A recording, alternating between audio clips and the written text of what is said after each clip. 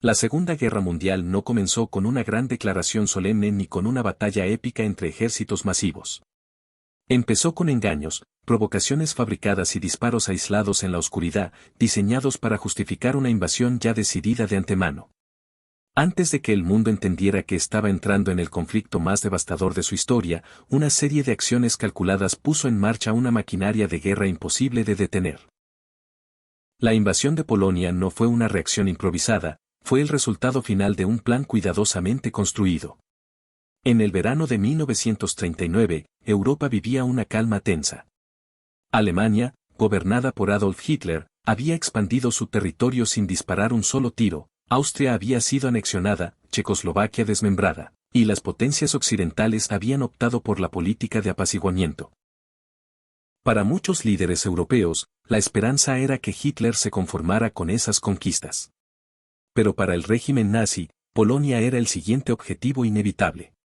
Polonia ocupaba una posición estratégica clave entre Alemania y la Unión Soviética.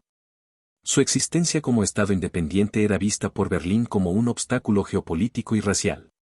Desde la perspectiva nazi, Polonia debía ser destruida, repartida y sometida.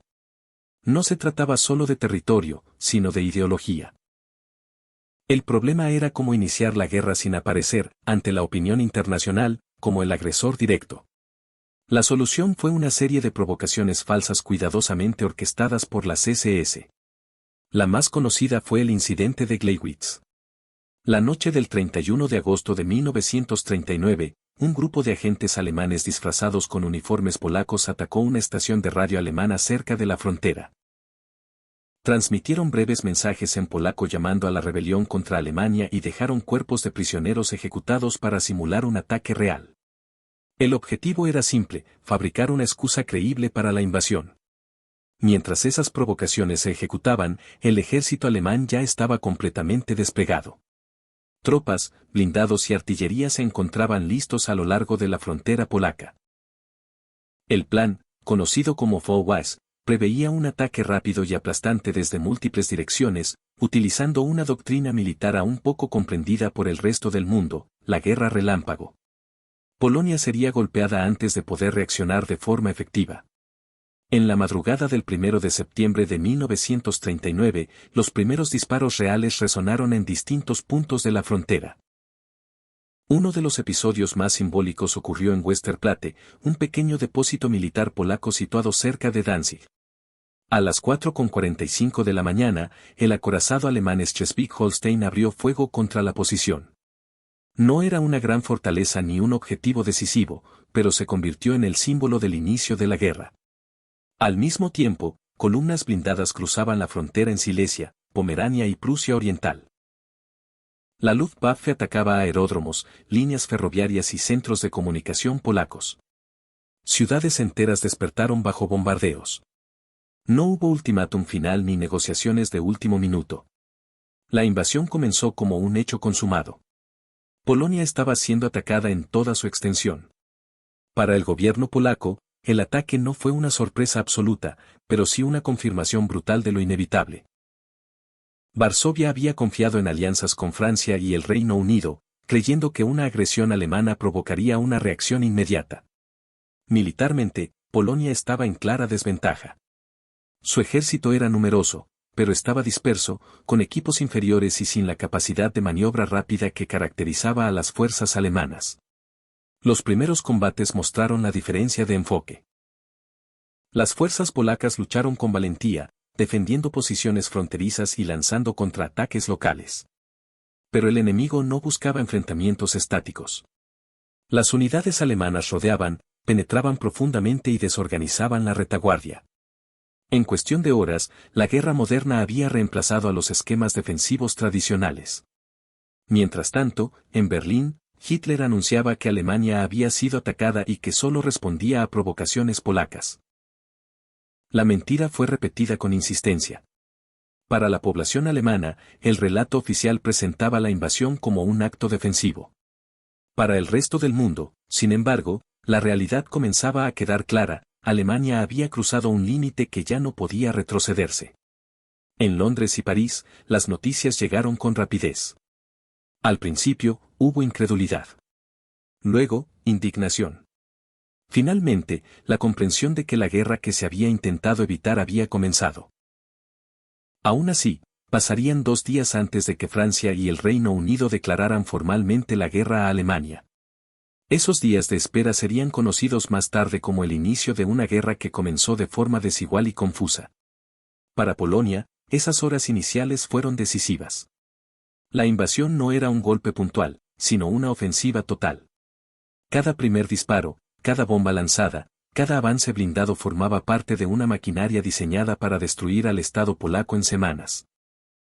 Lo que comenzó en la oscuridad de la madrugada no era solo una guerra regional, era el inicio de un conflicto global.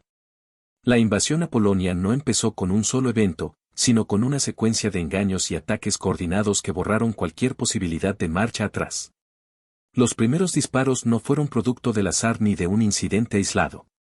Fueron el resultado de una decisión consciente de iniciar una guerra total, utilizando la mentira como arma inicial. Parte 2. Antes de continuar con el video, recuerda suscribirte si estás disfrutando y aprendiendo algo nuevo. Apoya al canal con un like y comenta qué otras batallas quisieras escuchar. Continuemos. Tras los primeros disparos del 1 de septiembre, Polonia entró en una guerra para la que estaba preparada en espíritu, pero no en condiciones materiales ni estratégicas. El alto mando polaco había anticipado un conflicto con Alemania, pero no con la velocidad ni la coordinación que caracterizaron los primeros días de la invasión. La ofensiva alemana no avanzaba como una ola lenta y predecible, sino como múltiples cuchillas que penetraban profundamente el territorio, desorganizando cualquier intento de defensa coherente. El ejército polaco desplegó sus fuerzas a lo largo de la frontera, intentando defender la mayor cantidad posible de territorio desde el inicio. Esa decisión, tomada por razones políticas y morales, tuvo consecuencias devastadoras. En lugar de replegarse hacia líneas interiores más cortas y defensibles, muchas unidades quedaron expuestas a maniobras de envolvimiento. Las divisiones alemanas no buscaban destruirlas frontalmente, sino rodearlas, cortar comunicaciones y dejarlas aisladas sin posibilidad de retirada. Uno de los mitos más persistentes de esta campaña es el de la caballería polaca cargando contratanques. La realidad fue distinta, pero igualmente trágica. La caballería polaca combatió como infantería móvil y, en ocasiones, logró éxitos tácticos contra unidades alemanas mal protegidas, como ocurrió en la batalla de Mokeida. Sin embargo, estos logros locales no podían compensar la superioridad material alemana ni la falta de apoyo aéreo constante. La Luftwaffe desempeñó un papel decisivo desde el primer día. Sus ataques no se limitaron a objetivos militares. Puentes, estaciones de tren, carreteras y columnas de refugiados fueron bombardeados sistemáticamente. El objetivo era sembrar el caos, colapsar la logística polaca y quebrar la moral civil. Ciudades abiertas, sin defensas antiaéreas significativas, quedaron expuestas a una violencia que anunciaba el carácter total de la guerra que estaba comenzando. Mientras el frente se desmoronaba, millones de civiles polacos iniciaron desplazamientos desesperados hacia el este, creyendo que allí encontrarían seguridad. Carreteras saturadas de refugiados, carros, animales y familias enteras se convirtieron en obstáculos adicionales para los movimientos militares. El Estado polaco, atacado desde el aire y la tierra, comenzaba a perder control sobre su propio territorio a una velocidad alarmante. En Varsovia, el gobierno intentaba mantener una apariencia de normalidad mientras evaluaba la situación real. La esperanza seguía puesta en las alianzas. Francia y el Reino Unido habían garantizado la independencia polaca y su entrada en guerra parecía inevitable. Sin embargo, la ayuda militar directa no llegaba. Aunque ambos países declararon la guerra a Alemania el 3 de septiembre, en el frente occidental no ocurrió prácticamente nada. Para los polacos, esa inacción sería recordada como una traición silenciosa. En el terreno, las fuerzas polacas seguían combatiendo con determinación. Batallas como las de Wisna, Bzura y otras defensas locales demostraron que el ejército polaco no colapsó de inmediato. Hubo resistencia organizada, contraataques y sacrificios extremos. Pero cada día que pasaba, la situación estratégica empeoraba. Las líneas de mando se fragmentaban, las comunicaciones fallaban y las reservas se agotaban. El avance alemán hacia Varsovia fue rápido pero costoso. La capital no cayó de inmediato. Fue sitiada y bombardeada de forma sistemática, convirtiéndose en un símbolo de resistencia urbana temprana.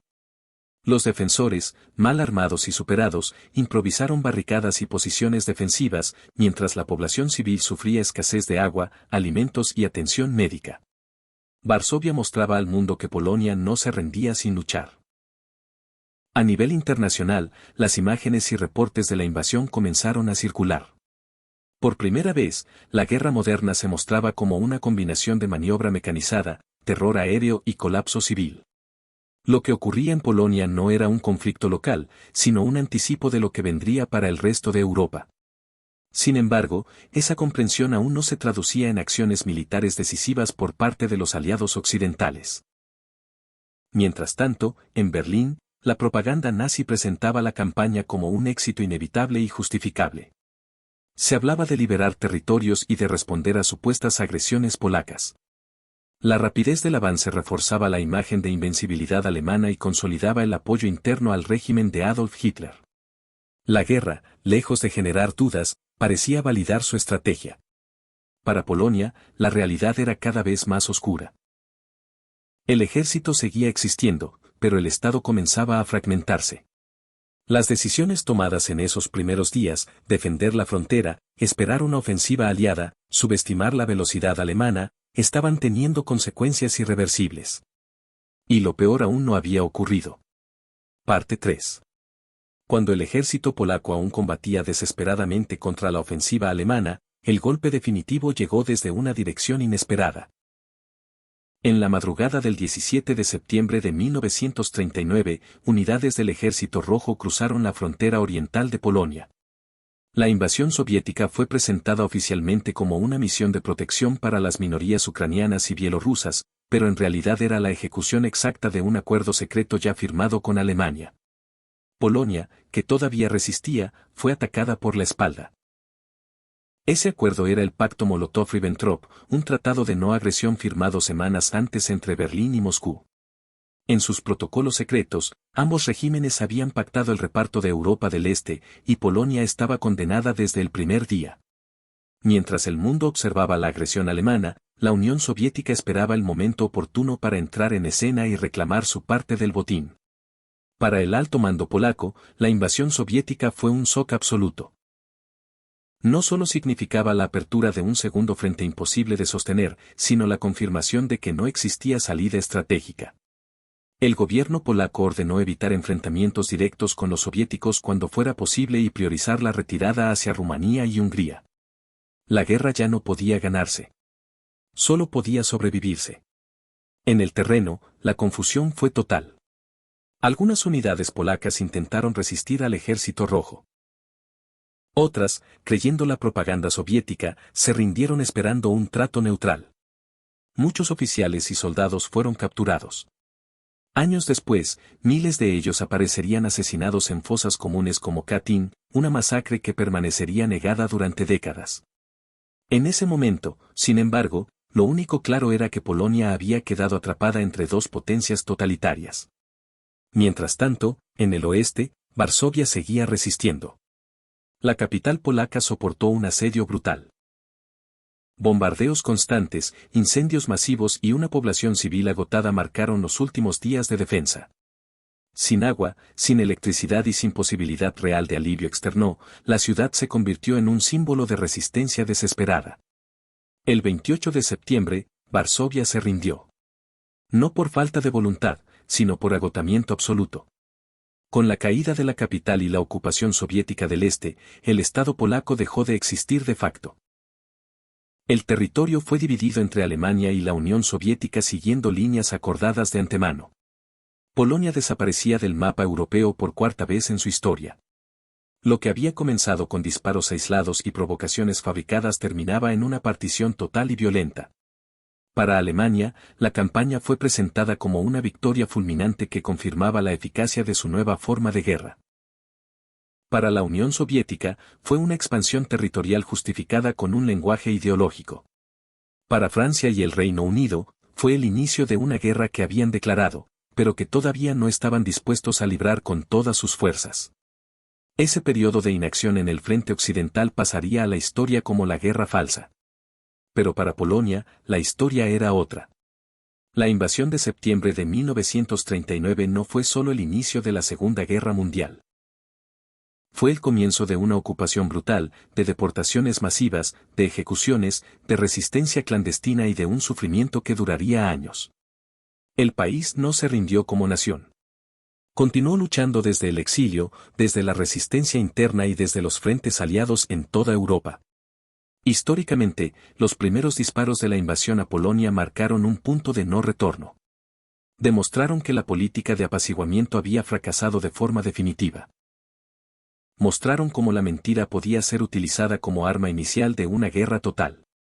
Y dejaron claro que los conflictos modernos no comenzarían necesariamente con declaraciones formales, sino con engaños cuidadosamente construidos y ataques coordinados. La invasión también expuso una verdad incómoda: las alianzas no siempre garantizan ayuda inmediata, y los cálculos geopolíticos pueden condenar a países enteros antes de que se dispare el primer tiro. Polonia luchó, resistió y fue derrotada no por falta de coraje, sino por una combinación de traiciones, pactos secretos y una superioridad militar aplastante en su contra. Con el paso del tiempo, el inicio de la Segunda Guerra Mundial ha sido reducido muchas veces a una fecha, el 1 de septiembre de 1939. Pero esa simplificación oculta la complejidad real de cómo comenzó el conflicto. No fue un solo disparo ni una sola invasión. Fue una secuencia de decisiones, mentiras y movimientos calculados que llevaron al mundo a la guerra más destructiva de su historia. Por eso, entender cómo empezó realmente la Segunda Guerra Mundial exige mirar a Polonia. A sus fronteras cruzadas de madrugada. A sus ciudades bombardeadas sin previo aviso. A su partición pactada en secreto. Allí, entre los primeros disparos y las primeras mentiras, nació una guerra que pronto envolvería a todo el planeta. Y cuyo eco todavía resuena cada vez que se recuerda cómo, realmente, comenzó todo. Gracias por llegar hasta el final del video. Si te gustó, no olvides suscribirte para apoyar al canal y continuar con más batallas olvidadas. Hasta el siguiente video.